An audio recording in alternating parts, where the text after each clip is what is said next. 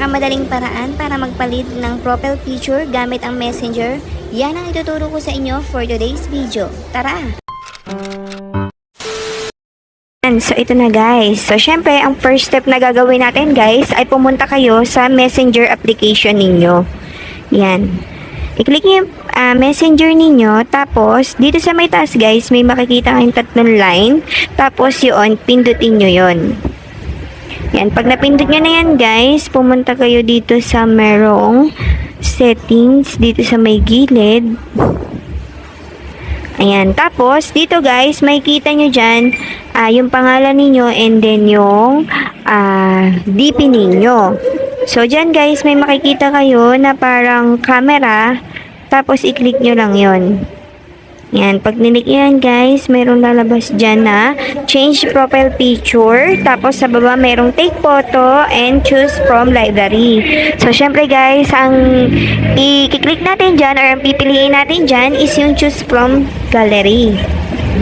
Yan. So, dito guys, pwede kayong maghanap, mag-scroll down lang kayo kung ano yung gusto nyong piliin na ipapalit nyong DP.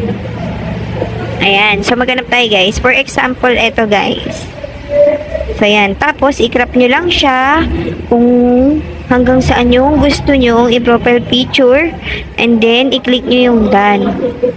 So, ayan. Makita nyo guys, nagpalit na siya. And then, sa baba, para ma-save natin yan, i-click natin yung save profile picture.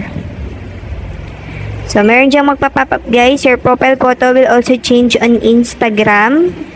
And then, syempre, kay Facebook. So, i-click nyo lang yung okay. So, ayan, saving na siya.